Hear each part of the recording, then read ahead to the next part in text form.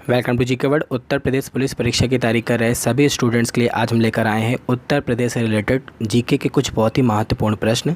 और इस mock test में हम पूरे क्वेश्चन को बहुत ही बारीकी से कराएंगे। आपको करना क्या है, वीडियो को बहुत ही बारीकी से देखना है और इस मॉक टेस्ट में आपने कितने मार्क्स जो है गेन किए हैं ये आप मुझे कमेंट करके बताएंगे कि इन कुल 30 क्वेश्चन में आप कितने क्वेश्चन ठीक कर पाए हैं। इसका कमेंट करके आप मुझे जवाब दीजिएगा। देखिए, उत्तर प्रदेश से रिलेटेड बहुत सारे क्वेश्चन पूछे जाते हैं उत्तर प्रदेश की पुलिस परीक्षा में, तो क्वेश्चन को थोड़ा बारीकी से देखिएगा, अच्छे से समझिएगा, जिससे कि आप अच्छे नंबर जो है स्कोर करेंगे उत्तर प्रदेश की पुलिस परीक्षा में। ठीक है, तो वीडियो शुरू करने से पहले आज सावन का पहला सोमवार है, तो आप सभी को सावन की हार्दिक शुभकामनाएं। भगवान शिव आप सभी की मनोकामना पूर्ण करें, ऐसी हम कामना करते हैं। बोलो जय शिव शंभू। ठीक है, तो देखिए मॉक टेस्ट का पहला ही क्वेश्चन क्या है कि उत्तर प्रदेश सरकार द्वारा स्थापित पुरस्कार तथा उससे संबंधित विषय के संबंध में कौन सा जो युग्म है वो सुमेलित है। ठीक है, बहुत ही अच्छा क्वेश्चन है। इस क्वेश्चन से आपको 2 से 3 प्रश्न तैयार हो जाएंगे।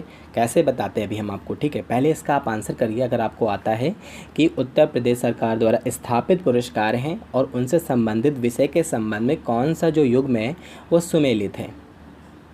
बहुत अच्छा क्वेश्चन है। देखिए, ऐसे प्रश्न हम इसलिए रखते हैं ताकि हम आपको छोटे से मॉक टेस्ट में ज़्यादा से ज़्यादा क्वेश्चन जो है तैयार करा सके। ठीक है, तो देखिए यहाँ पर करेक्ट आंसर होगा उपयुक्त सभी। आप देखिए क्वेश्चन यहाँ से आप कैसे पूछे जा सकते हैं। अगर आपसे क्वेश्चन पूछ लिया जाए कि डॉक्टर जो है धर्मवीर भारती पुरस्कार किस क्षेत्र से संबंधित है, तो आपको याद रखना है पत्रकारिता के क्षेत्र से संबंधित है। अगर आपसे बोल दे कि रविशंकर परसाई पुरस्कार किस क्षेत्र से संबंधित है, तो यानी कि व्यंग लेखन के क्षेत्र से संबंधित है। फिर अगर हम बात करें इरफान पुरस्कार के क्षेत्र में दिया जाता है, तो कार्टूनिस्ट क्षेत्र में ये पुरस्कार दिया जाता है। आप एक ये क्वेश्चन बन गए। एक क्वेश्चन ऐसे भी पूछा जा सकता है कि हरिशंकर परसाई पुरस्कार किस प्रदेश की सरकार द्वारा दिया जाता है, तो आपको रखना उत्तर प्रदेश की सरकार द्वारा दिया जाता है। या फिर डॉक्टर धर्मवीर भारती पुरस्कार जो है पत्रकारिता क्षेत्र में दिया जाता है वो किस प्रदेश की सरकार द्वारा दिया जाता है, तो उत्तर प्रदेश की सरकार द्वारा दिया जाता है। ठीक है, तो यहाँ पर सभी सुमेलित हैं, तो इसका करेक्ट आंसर क्या होगा, 4th नंबर वाला डी। ठीक है, ऐसे मॉक टेस्ट की तैयारी करेंगे बहुत अच्छे से हम लोग और सभी क्वेश्चन को बहुत ही बारीकी से देखिएगा। ठीक है, नेक्स्ट क्वेश्चन अगर हम बात करें, निम्नलिखित में उत्तर प्रदेश के हिंदी संस्थान द्वारा कौन सा पुरस्कार नहीं दिया जाता। वेरी इंपॉर्टेंट क्वेश्चन है। तो देखिए यहाँ पर 3 ऐसे पुरस्कार हैं जो कि उत्तर प्रदेश के हिंदी संस्थान द्वारा दिए जाते हैं, बट एक ऐसा पुरस्कार है जो कि हिंदी संस्थान द्वारा नहीं दिया जाता है। और अगर आप उसको चॉइस कर चुके हैं तो कमेंट करके बताइए कि सर इसका जो आंसर होगा ये वाला होगा। और अगर आप इसको करेक्ट नहीं कर पाएँ तो बहुत अच्छे से याद रखिएगा कि लोकभूषण सम्मान जो है वो उत्तर प्रदेश के हिंदी संस्थान द्वारा नहीं दिया जाता।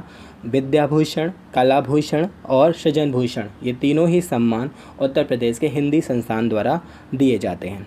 ठीक है, उत्तर प्रदेश से रिलेटेड क्वेश्चन है, ये आपको हिंदी में भी हेल्प करेंगे और उत्तर प्रदेश से रिलेटेड जो जीके आता है वहाँ पर भी आपको ये प्रश्न देखने को मिल जाएंगे। काफ़ी अच्छा क्राइटेरिया इन प्रश्नों का जो आपको काफ़ी हेल्प करेंगे। ठीक है, फिर हम नेक्स्ट क्वेश्चन की बात करें कि अखंड ज्योति नामक पत्रिका का प्रकाशन जो है उत्तर प्रदेश के किस स्थान से होता है। वेरी इंपॉर्टेंट क्वेश्चन है। ठीक है, तो बताइए अखंड ज्योति नामक पत्रिका। ठीक है, ये हिंदी में भी क्वेश्चन आपको देखने को मिल जाएगा और उत्तर प्रदेश का जो जीके आता है उत्तर प्रदेश की पुलिस परीक्षा में वहाँ पर भी आपको क्वेश्चन देखने को मिल जाएगा।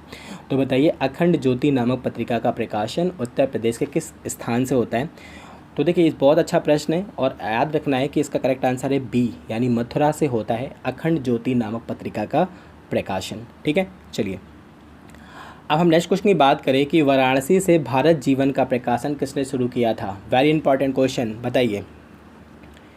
ठीक है, किसका प्रकाशन बोल रहे हैं, भारत जीवन का प्रकाशन पूछा जा रहा है। कहाँ से होता है ये भी याद रखिएगा, वाराणसी से पूछ लिया जाता है कि भारत जीवन का जो प्रकाशन है वो कहाँ से होता है, तो वाराणसी से होता है। अब यहाँ पर लेकिन क्वेश्चन पूछा गया है कि इसका प्रकाशन किसने शुरू किया था। तो अगर आपको ये क्वेश्चन आता तो बताइए इसका आंसर। तो अगर नहीं भी आता तो याद रखिएगा राम कृष्ण वर्मा ने जो है वाराणसी से भारत जीवन का प्रकाशन शुरू किया था। ठीक है, चलिए अब हम नेक्स्ट क्वेश्चन की बात करें कि भारतेंदु हरिश्चंद्र का जन्म उत्तर प्रदेश के किस शहर में हुआ था। वेरी इंपॉर्टेंट क्वेश्चन है और बहुत ही बार पूछा गया क्वेश्चन। उत्तर प्रदेश की पुलिस परीक्षा में ये 2 बार पूछा जा चुका है और ऐसे प्रश्न आपको देखने को मिलते हैं। ठीक है, क्या बोल रहे हैं, भारतेंदु हरिश्चंद्र का जन्म उत्तर प्रदेश के किस शहर में हुआ है, बताइए। तो आपको याद रखना है कि एक प्रतिष्ठित परिवार में हुआ था भारतेंदु हरिश्चंद्र का जन्म वाराणसी में हुआ था। कहीं कहीं काशी भी लिखा होता है, तो यार कि काशी और वाराणसी सब सेम है, ये तो आप इतना जानते ही होंगे, तो इसमें भी मिस मत करिएगा। भारतेंदु हरिश्चंद्र का जन्म वाराणसी में हुआ था। ठीक है। चलिए अब हम नेक्स्ट क्वेश्चन की बात करेंगे कि निम्नलिखित में किसका प्रयोग राष्ट्रीय जलमार्ग के रूप में किया जाता है। वेरी इंपॉर्टेंट क्वेश्चन है भाई, बहुत बार पूछा जाता है ये प्रश्न भी कि निम्नलिखित में किसका प्रयोग जो है राष्ट्रीय जलमार्ग के रूप में किया जाता है।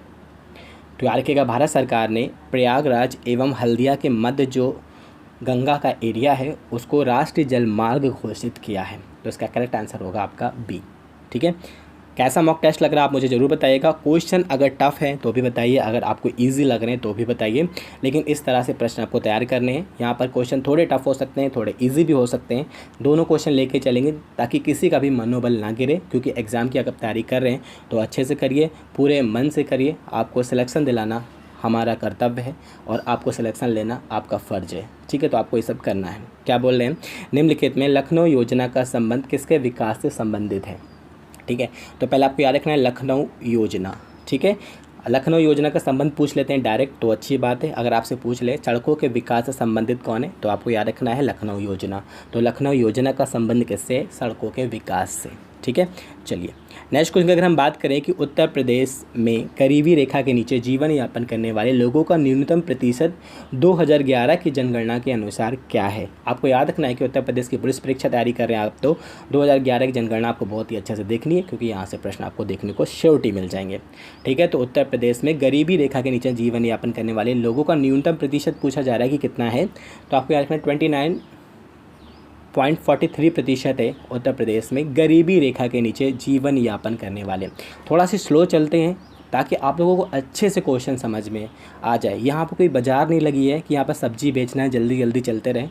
हम पूरी कोशिश करते हैं कि जो क्वेश्चन हम आज आपको पढ़ा रहे हैं वो आपके अंदर बस जाएँ, ताकि आपको दोबारा इन क्वेश्चन पर मेहनत ना करनी पड़े। अगर आपको ये तरीका पसंद आता है तो प्लीज़ मुझे ज़रूर बताइएगा। ठीक है, चलिए अब हम नेक्स्ट क्वेश्चन की बात करें कि निम्नलिखित में से उत्तर प्रदेश के क्षेत्र का जो सर्वाधिक विकसित क्षेत्र माना जाता है। ठीक है, आपको पता है कि उत्तर प्रदेश को 4 क्षेत्रों में बांटे, यानी 4 क्षेत्रों में बांट दिया जाता है। इसमें से सबसे विकसित क्षेत्र की बात पूछी जा रही है कि कौन सा क्षेत्र जो है उत्तर प्रदेश का काफ़ी विकसित क्षेत्र है। ठीक है, तो आपको याद रखना है पश्चिमी क्षेत्र, पश्चिमी यूपी जो है वो काफ़ी विकसित क्षेत्र की श्रेणी में आता है। और अगर आपसे पूछ लें कि सबसे न्यूनतम जो है विकसित क्षेत्र कौन सा, यानी बहुत ही विकास की श्रेणी में भी काफ़ी पिछड़ा कौन सा क्षेत्र है उत्तर प्रदेश का, तो आपको याद रखना पूर्वी क्षेत्र। लेकिन यहाँ क्वेश्चन क्या बोल रहा है, सर्वाधिक विकसित क्षेत्र की बात करी जा रही है आपसे। ठीक है, तो सर्वाधिक विकसित क्षेत्र की अगर बात की जाए तो पश्चिमी क्षेत्र की बात करी जा रही है, पश्चिमी यूपी की बात की जा रही है। ठीक है, काफ़ी विकसित क्षेत्र है ये उत्तर प्रदेश का। चलिए नेक्स्ट क्वेश्चन की बात करें कि प्रति व्यक्ति आय के आधार पर उत्तर प्रदेश के उस ज़िले का चयन करें जो सबसे अमीर ज़िले की श्रेणी में नहीं आता। ठीक है, तो देखिए प्रति व्यक्ति आय के अनुसार ही हम गरीब और अमीर का जो है और देश की जीडीपी का, इन सब चीज़ों का जो है हम लोग आंकड़ा निकालते हैं। तो अगर उत्तर प्रदेश के ये शहरों के नाम लिए जा रहे हैं कि यहाँ पर लोगों की प्रति व्यक्ति आय जो है सही है। ठीक है, आप देखिए यहाँ से कुछ लोग होंगे जो कमेंट करेंगे सर हमारी तो अच्छी नहीं है। तो देखिए भाई सबकी बात नहीं की जा रही है, लेकिन जो आंकड़े होते हैं उनकी बात करी जा रही है। ठीक है, तो क्या बोला जा रहा है कि प्रति व्यक्ति के आधार पर उत्तर प्रदेश के कुछ ज़िले दिए गए हैं जो कि जिनके जो अमीरी ज़िले कहलाते हैं, यानी ये ज़िले जो हैं उत्तर प्रदेश के रईस ज़िलों में आते हैं। बट एक ऐसा ज़िला है जो इस श्रेणी के अंतर्गत नहीं आता है, आपको उस ज़िले का चयन करना है। तो देखिए चित्रकूट की बात की जा रही है, याद रखिएगा ये गरीबी रेखा के नीचे वाले ज़िले, यानी गरीबी रेखा में आने वाले ज़िले हैं उत्तर प्रदेश के। गौतम बुद्ध नगर है, कानपुर नगर है, लखनऊ है, ये उत्तर प्रदेश के वो ज़िले हैं जो अमीरी क्षेत्र के अंतर्गत आते हैं। आपको पता होना चाहिए कि कानपुर उत्तर प्रदेश का सबसे पुराना शहर है।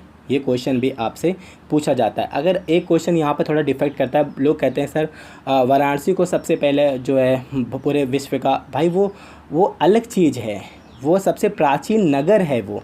लेकिन सबसे पुराने शहर के अगर शहरी रीति रिवाज की बात करी जाए तो उत्तर प्रदेश का सबसे बड़ा और सबसे शहरी क्षेत्र जो है वो कानपुर नगर है। ठीक है, इस क्वेश्चन को आप थोड़ा से समझ के चलिए।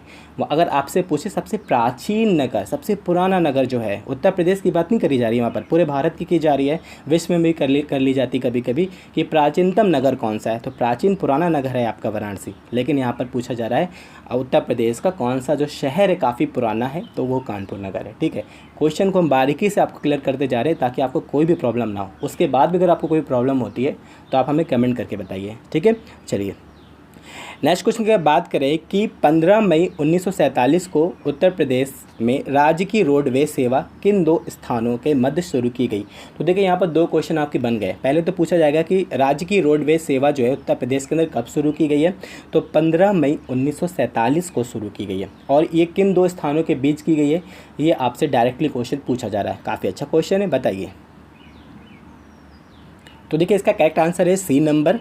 लखनऊ से बाराबंकी जो है सर्वप्रथम उत्तर प्रदेश में राज्य की रोडवेज सेवा स्टार्ट की गई थी 15 मई 1947 में। ठीक है, चलिए नेक्स्ट क्वेश्चन की अगर हम बात करें, निम्नलिखित में से उत्तर प्रदेश का कौन सा जिला महानगर की श्रेणी में नहीं आता। ठीक है, बहुत अच्छे से उत्तर प्रदेश को डीपली पढ़ना पड़ेगा। उत्तर प्रदेश को बहुत सारे क्वेश्चन दिखते हैं उत्तर प्रदेश की पुलिस परीक्षा में।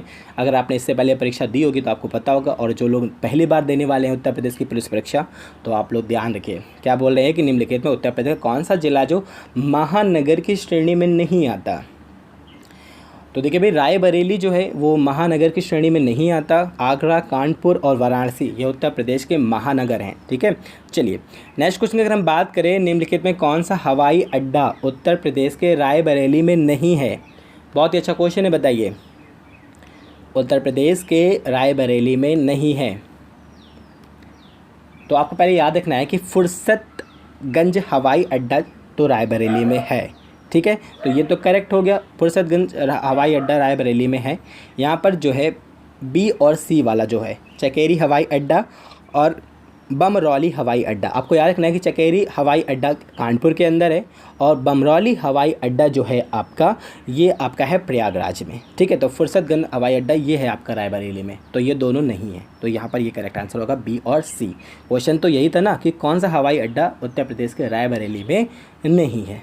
चलिए नेक्स्ट क्वेश्चन की अगर हम बात करें कि उत्तर प्रदेश सरकार की जो आय का जो है सबसे बड़ा भाग कहाँ से आता है। आय का यानी, ठीक है, ये आय का सबसे बड़ा भाग जो है वो कहाँ से आता है। देखिए इस क्वेश्चन को लगभग लोग गलत भी कर सकते हैं, लेकिन इस क्वेश्चन को हम थोड़ा समझाएंगे ज़रूर। कभी कभी क्या होता है कि आप क्वेश्चंस को समझ नहीं पाते हैं, बाद में कहते हैं कि सर आपने ये क्वेश्चन गलत कर दिया। देखिए फिर से क्वेश्चन को देखिए क्या बोल रहा है कि उत्तर प्रदेश सरकार की आय का सबसे बड़ा भाग आता है, यानी जो कर है, जो टैक्स है, वो सबसे ज़्यादा कहाँ से आता है। लगभग लोगों ने यहाँ पर आंसर किया होगा ए यानी कृषि कर। आप गलत हो। अगर क्वेश्चन आपसे ये बोला जाए कि उत्तर प्रदेश सरकार का जो उत्तर प्रदेश के अंदर जो लोग हैं सबसे ज़्यादा किस क्षेत्र में संलग्न हैं, तो कृषि क्षेत्र है। लेकिन ये कर का साधन नहीं बनता है, टैक्सेस का साधन है हमारे यहाँ उत्तर प्रदेश के अंदर सबसे ज़्यादा आपका व्यापार कर। ठीक है, व्यापार कर से सबसे ज़्यादा जो है टैक्स बटोरता है उत्तर प्रदेश सरकार। ठीक है, ये इसका करेक्ट आंसर है। आई होप आपकी क्वेश्चन समझ में आ गया होगा। चलिए नेक्स्ट क्वेश्चन की बात करें कि उत्तर प्रदेश के बुंदेलखंड क्षेत्र में जो आर्थिक क्षेत्र में जनपदों की संख्या क्या है। ठीक है, बताइए भाई, बुंदेलखंड वालों अगर आप वहाँ से देख रहे हैं तो आपको पता होगा कि उत्तर प्रदेश के बुंदेलखंड क्षेत्र में जो है आर्थिक क्षेत्र के जो जनपद हैं उनकी संख्या क्या है, ये आपसे पूछी जा रही है। और अगर नहीं आता तो याद रखिएगा 7 जनपद हैं। ठीक है, इस क्षेत्र के अंतर्गत। चलिए नेक्स्ट क्वेश्चन की हम बात करें, निम्नलिखित में उस विकल्प का चयन करें जो सही हो। बताइए। तो देखिए उपयुक्त सभी, क्योंकि मड़वाडी डीजल लोकोमोटिव वर्क्स के लिए जाना जाता है, लालगंज है ये रायबरेली वाला, रेल कोच कारखाने के लिए जाना जाता है, टूंडला है ये डीप फ्रीज मीट वाला। ठीक है, यहाँ पर इसके लिए जाना जाता है। तो ये उपयुक्त सभी सही है। ठीक है, और ये क्वेश्चन आपको अच्छा तैयार करना है क्योंकि यहाँ से 4 क्वेश्चन आपके तैयार हो रहे हैं। चलिए नेक्स्ट क्वेश्चन की हम बात करें कि निम्नलिखित में से किस उद्योग का कानपुर नगर प्रमुख केंद्र नहीं है। वेरी इंपॉर्टेंट क्वेश्चन भाई, बताइए कि निम्नलिखित में किस उद्योग का जो कानपुर नगर प्रमुख केंद्र नहीं है, बताइए। तो देखिए आपको याद रखना है कोयला खनन उद्योग अपने यहाँ पर सिंगरौली प्रसिद्ध है, सोनभद्र में सिंगरौली पड़ता है, वहाँ प्रसिद्ध है ये कोयला खनन के लिए। चमड़ा उद्योग, साबुन उद्योग, औषधि निर्माण, ये सब के लिए प्रमुख केंद्र है कानपुर नगर। बट कोयला खनन के लिए कानपुर नगर फेमस नहीं है क्योंकि यहाँ ये खनन नहीं होता। सिंगरौली प्रसिद्ध है जो कि सोनभद्र में है। ठीक है, याद रखिएगा, क्वेश्चन अच्छा है ये। नेक्स्ट क्वेश्चन की बात करें कि उत्तर प्रदेश का सहारनपुर जिला निम्नलिखित में किस उद्योग के लिए प्रमुख है। भाई उद्योगों से बहुत क्वेश्चन पूछे जाते हैं, बताइए भाई। सहारनपुर जिला, आपको याद रखना है कि सहारनपुर जिला जो प्रसिद्ध है कागज़ की लुगदी उद्योग में। ठीक है, चूड़ी उद्योग को आपको पता ही होगा कहाँ पर है। चूड़ी उद्योग है आपका फिरोज़ाबाद, कालीन उद्योग है भदोही, ठीक है। सबसे फेमस की बात की जा रही है, और जगह भी कालीन बनती है पर भदोही की कालीन बहुत प्रसिद्ध है। चूड़ी भी बहुत जगह बनती हैं, बट आपका पता है फ़िरोज़ाबाद में बहुत ज़्यादा प्रसिद्ध है। कागज़ की लुगदी जो है सहारनपुर में बनाई जाती है। आभूषण के लिए वाराणसी जाना जाता है, ठीक है। तो ये क्वेश्चन अच्छा है, आपको याद रखना है। नेक्स्ट क्वेश्चन की बात करें कि उत्तर प्रदेश का गढ़ मुक्तेश्वर नामक स्थान निम्नलिखित में किस स्थान का प्रमुख हिस्सा है। वेरी इंपॉर्टेंट क्वेश्चन, बताइए। थोड़ा सी डिफ़िकल्ट कर देता है क्वेश्चन कभी कभी, लेकिन डिफ़िकल्ट नहीं है, बस समझ लेना है कि गढ़ मुक्तेश्वर जो है ये किस लिए प्रसिद्ध है। तो आपको रखना है शिल्प उद्योग के लिए, ठीक है। आपको पता होना चाहिए कि चाकू उद्योग के लिए कौन है भाई फेमस, किसी को पता है? अगर पता है तो अगर आप वहाँ से रिलेटेड बताइए। चाकू उद्योग है रामपुर का, ताला उद्योग है अलीगढ़ का, कैंची उद्योग है मेरठ का, शिल्प उद्योग कहाँ का है? गढ़मुक्तेश्वर का, ठीक है। बहुत बार पूछा जाता है ये आपके क्वेश्चन, याद रखिएगा। नेक्स्ट क्वेश्चन क्या है कि उत्तर प्रदेश की वन डिस्ट्रिक्ट वन प्रोडक्ट परियोजना का संबंध है। अभी हमने आपको बताया ना कि ताला कहाँ का फेमस है? अलीगढ़ का। कैंची कहाँ की फेमस है? मेरठ की। चाकू कहाँ का फेमस है? रामपुर का, ठीक है। तो देखिए हर ज़िले में उत्तर प्रदेश के कुछ ऐसा वर्क होता है जो कि वहाँ का फेमस है। तो वन डिस्ट्रिक्ट वन प्रोडक्ट परियोजना इसलिए स्टार्ट की गई थी कि हम उस ज़िले के उस प्रोडक्ट को क्या करें, बढ़ावा दे सकें अच्छे से आगे, उसका मतलब जो हमारी हथकरघा उद्योग है उनको हम जान डाल सके उसमें, ठीक है। तो इसलिए ये वन डिस्ट्रिक्ट वन प्रोडक्ट जो परियोजना स्टार्ट की गई थी। तो यहाँ पर देखिए विकल्प सभी सही माने जाएंगे, क्योंकि प्रत्येक जिले की एक वस्तु का उत्थान करना यानी उसको बढ़ाना बिल्कुल सही है। प्रत्येक जिले के उद्योगों में सुधार लाना, सिंपल सी बात है। अगर कोई स्पेशल प्रोडक्ट हमारे ज़िले का बढ़ता है तो उस ज़िले की जो है मांग बढ़ेगी उस प्रोडक्ट की, तो उस ज़िले का उत्थान तो हो गई होगा। फिर हथकरघा उद्योग को बढ़ावा देना, सिंपल सी बात है। हमारे यहाँ जो हथकरघा उद्योग काफ़ी फेमस है, तो यहाँ पर जो विकल्प है सभी सही माना जाएगा, ठीक है, याद रखिएगा। चलिए नेक्स्ट क्वेश्चन की अगर बात करें कि उत्तर प्रदेश का राजकीय चिन्ह जिसमें एक वृत्त, दो मछली तथा एक तीर धनुष है, किस वर्ष स्वीकृत किया गया। तो डायरेक्ट क्वेश्चन आपसे पूछा जा रहा है कि उत्तर प्रदेश का राजकीय चिन्ह जो है किस वर्ष जो है स्वीकृत किया गया, जिसमें क्या है, एक वृत्त है, दो मछली हैं और एक तीर धनुष है। तो याद रखिएगा 1938 यानी 1938 में जो है उत्तर प्रदेश का राजकीय चिन्ह जो है स्वीकृत किया गया था, ठीक है। चलिए नेक्स्ट क्वेश्चन की बात करें कि उत्तर प्रदेश का राजकीय पशु क्या है। वेरी इंपॉर्टेंट क्वेश्चन है, ऐसे प्रश्न देखने को मिले हैं उत्तर प्रदेश की पुलिस परीक्षा में। आपको अच्छे से देखना होगा उत्तर प्रदेश के राज्य की पशु पक्षी, ठीक है।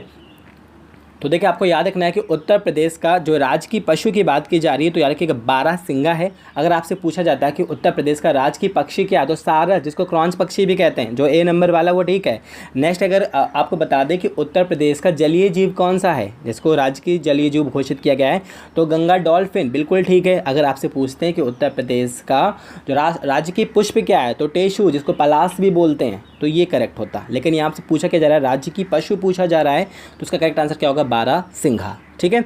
चलिए नेक्स्ट क्वेश्चन की अगर हम बात करें कि उत्तर प्रदेश का पहला केंद्रीय कारागार जो कि आगरा में स्थित है। देखिए भाई जेल वार्डन परीक्षा देने वाले बहुत अच्छे से याद रखना, ये क्वेश्चन आपसे डायरेक्टली पूछा जाएगा कि उत्तर प्रदेश का पहला केंद्रीय कारागार कहाँ है, तो आपको याद रखना है आगरा में केंद्रीय सेंट्रल कारागार, ठीक है, स्थित है। इस केंद्रीय कारागार की स्थापना की वर्ष पूछा जा रहा है कि किस वर्ष की गई थी इसकी स्थापना। बहुत ही अच्छा क्वेश्चन है, डायरेक्टली क्वेश्चन पूछा जाएगा, देख लीजिएगा आप लोग 1844 में, ठीक है, उत्तर प्रदेश में पहला केंद्रीय कारागार खोला गया था आगरा के अंदर। चलिए नेक्स्ट क्वेश्चन की अगर हम बात करें, संपूर्णानंद कारागार प्रशिक्षण संस्थान उत्तर प्रदेश के किस जिले में स्थित है। वेरी इंपॉर्टेंट क्वेश्चन भाई, बताइए। संपूर्णानंद कारागार प्रशिक्षण संस्थान उत्तर प्रदेश के किस जिले में स्थित है, तो आपको याद रखना है लखनऊ में स्थित है ये, ठीक है। चलिए नेक्स्ट क्वेश्चन अगर हम बात करें कि उत्तर प्रदेश के वह कौन से कारागार हैं जैसे उप कारागार की श्रेणी प्रदान की गई है, ठीक है, उप कारागार की श्रेणी यानी सब कारागार की श्रेणी प्रदान की गई है, बताइए। तो देखिए इसका करेक्ट आंसर होगा ए व बी विकल्प सही हैं। महोबा में स्थित कारागार और देवबंद में स्थित कारागार, इन दोनों ही कारागारों को उप कारागार की श्रेणी प्रदान की गई है, ठीक है। आगरा को उप कारागार की श्रेणी नहीं, क्योंकि ये तो केंद्रीय कारागार है, सब कारागार नहीं है, और ऐसे प्रश्न आपसे पूछे जाते हैं। चलिए नेक्स्ट क्वेश्चन की अगर हम बात करें कि उत्तर प्रदेश में अल्पसंख्यक आयोग का गठन किस वर्ष हुआ। वेरी इंपॉर्टेंट क्वेश्चन, बताइए। उत्तर प्रदेश में अल्पसंख्यक आयोग का गठन किस वर्ष हुआ, इस क्वेश्चन का आंसर आप लोग बताएंगे, ठीक है। एक क्वेश्चन छोड़ दें आपके लिए, बताइए इसका करेक्ट आंसर कि अल्पसंख्यक आयोग का गठन किस वर्ष हुआ था उत्तर प्रदेश के अंदर। चलिए नेक्स्ट क्वेश्चन की अगर हम बात करें कि उत्तर प्रदेश में राज्य बाल अधिकार संरक्षण आयोग का गठन किस वर्ष हुआ।